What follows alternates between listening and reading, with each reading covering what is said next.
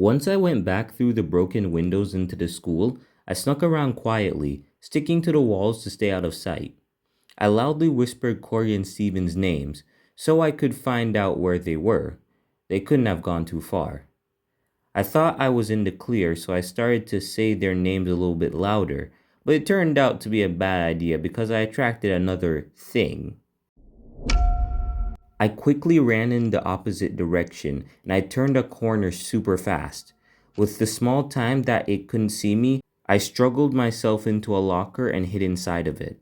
I couldn't really see well through the locker, and it didn't help that the hallway was almost pitch black.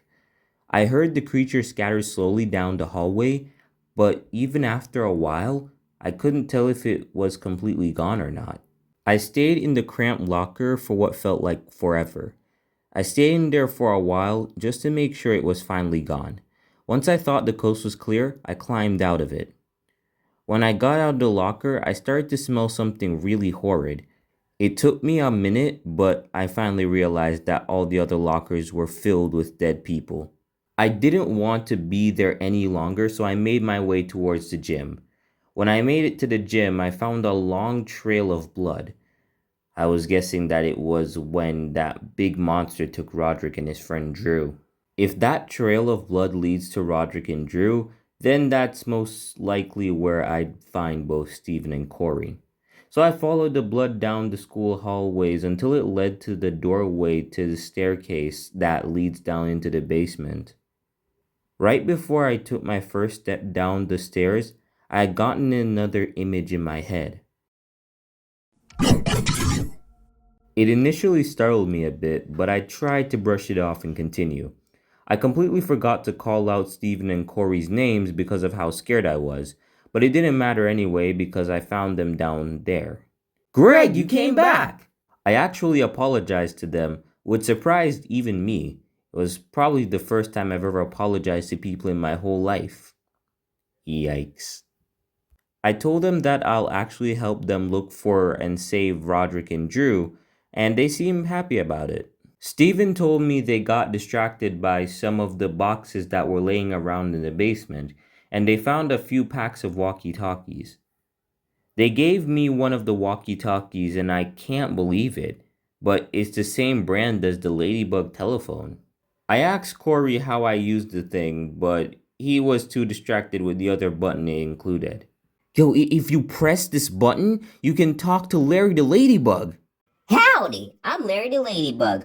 Wanna be my best friend? Yeah! So I was actually starting to fucking regret coming back to them. After he actually showed me how it worked the right way, we continued walking down the dark and cold hallways of the unfamiliar basement. Moments later, we luckily ran into Roderick. We asked if he was okay, even though he obviously wasn't. He was covered in sweat and blood, and he was obviously out of breath too. He looked like he just ran a marathon.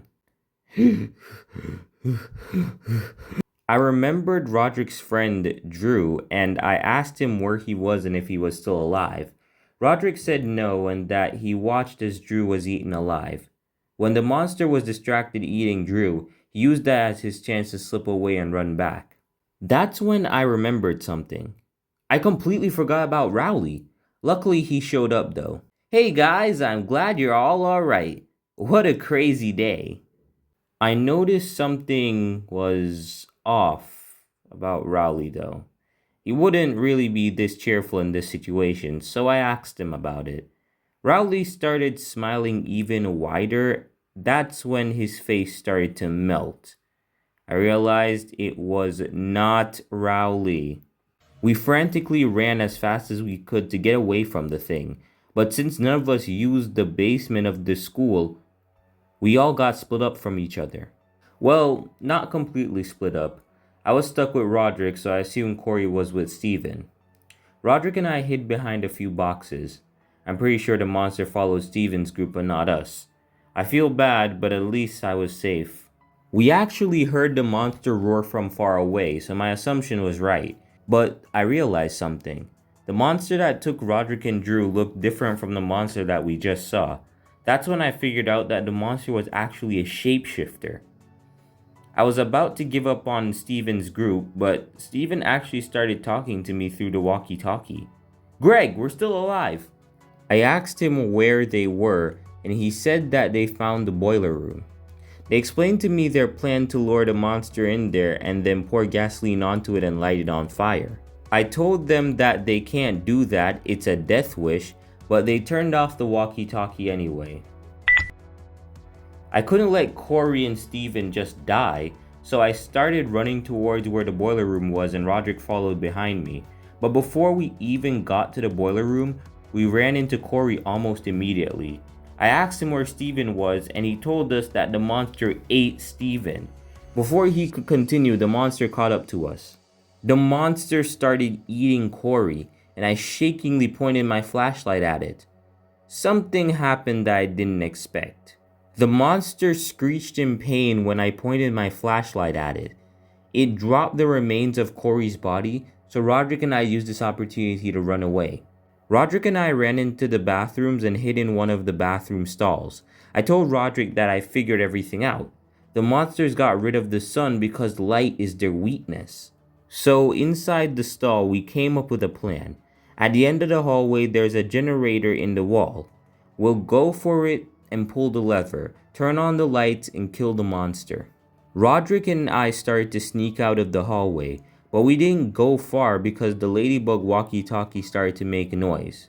Do you want to play a game with Larry the Ladybug? That alerted the monster and it charged at us. This was our last and only hope of survival. Roderick and I made a run for the generator. Halfway down the hallway, Roderick tripped and fell down. The monster was getting closer to him, but I had to turn on the lights. I made it to the generator and pulled the lever. I turned around as the lights came on, and luckily the monster didn't get to Roderick. It was screaming in pure agony. That was the last time I got images in my head. Whoa! The images finally faded from my head, and the monster fell to the floor. I walked over to Roderick and helped him up. After we both made sure each of us were okay, we decided to leave the school since there was nothing for us here now. Before we left, Roderick looked outside and mentioned that the sun was back. To get a better look, we quickly ran up the roof of the school. That's when we saw the craziest thing ever. These spirit things were going into the sky and fading away. Roderick then told me the smartest thing ever that I never even considered. His theory is that the giant shape-shifting monster we killed was the main one, and that one dying created a chain reaction and made all of the others die too. Roderick and I decided to just sit there and watch them fly away. We're not really sure what we're gonna do next, but one thing is for sure. It's the dawn of the new world.